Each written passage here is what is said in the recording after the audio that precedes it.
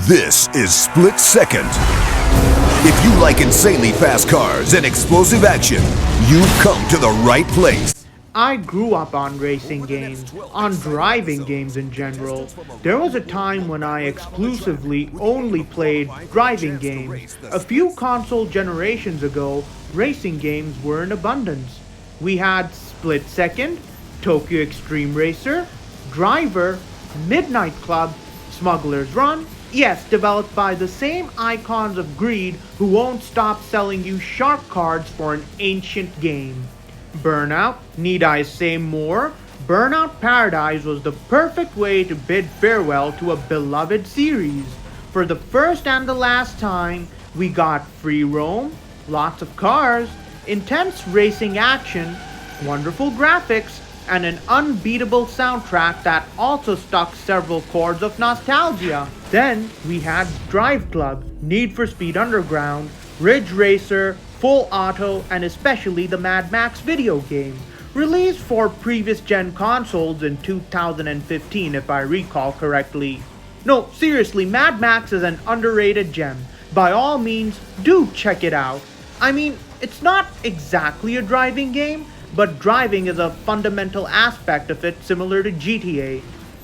Anyway, Sony was especially unkind towards Drive Club. That was a fully complete game with a proper roadmap revealed ahead of launch. So pleasing were the graphics that it is comparable to a PS5 game, despite being a PS4 title. As a matter of fact, Nissan USA mistook a screenshot of the game for real life way back when. Just what kind of voodoo magic did the team cook up, especially when the PS4 was a new technology at the time? Guess we will never know. Anyway, the list goes on for shelved games. With Speed Hunters retired and the e-brake being pulled for the Need for Speed series, well, this was the game that got me into cars.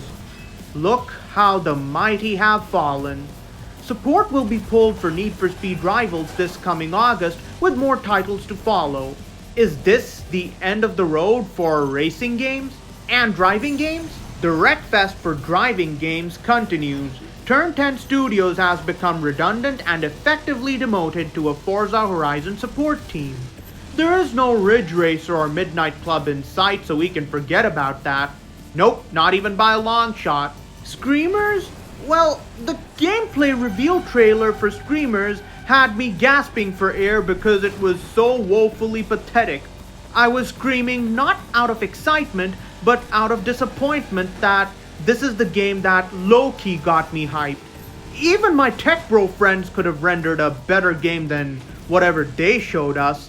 Whatever few racing games are left, well, they seem to be trying too hard to rip each other off. They've got no rhythm, they got no flow. Our only hope is Tokyo Extreme Racer 2025, but as of now, that game is in early access. I sure do hope Genki gives us the release for consoles. Genki, if you guys are hearing this, please give us TXR for consoles, with a side of fries. I'm begging you like the beggiest beggar in all of begdom. The driving games of today lack originality they once had. Midnight Club 2 saw players race through concrete jungles of LA, Paris, and Tokyo. Driver put us under cover. Need for Speed changed gears with every era, and Ridge Racer was known for its phenomenal soundtrack that went side by side to its equally smooth gameplay. But you ain't seen nothing yet. Need for Speed Underground was the ultimate gamble made by EA back in the day. It was either drive or die, and instead of scraping by, EA made history by releasing Need for Speed Underground 2. Nothing has quite been able to top a game like that. Instead of driving a Ferrari by the tropical beachside, we would start with a Honda Civic or a Mazda Miata driving through an urban environment. Released at the peak of the 2000s car scene when things looked a little brighter, when it was possible to work hard and then party hard, this is the only game where you could install LCD screens in the back of your car, make it dance with some hydraulics, and change the way your doors and hood used to open, among many other things. If Need for Speed Underground 2 would see the return of customization, EA hit the ball out of the park and made it the best game to offer such options.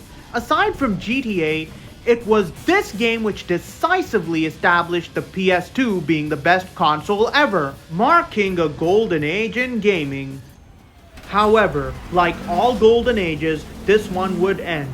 What used to be complete, fulfilling games you could just not wait to play after heading home, they are now replaced with always online trash, battle passes, and microtransactions. The budget might have gone up, but the standards declined instead. I expect a AA studio rather than a AAA one to jumpstart this genre somewhat, to be honest. All those crunch hours, but none of the quality. All this tech, but none of the endless possibilities taken an advantage of. You know what? If this genre has to start again, we will need games that will simply blow us away.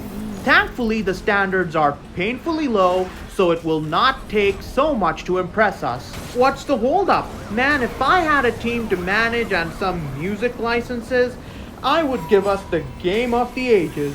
How, despite having no management background? Because I'm a gamer first and a manager second. It's as simple as that. Sure, the game would tank because it would be complete at launch. No battle passes and no microtransactions. You'd actually unlock stuff by playing and enjoying the game.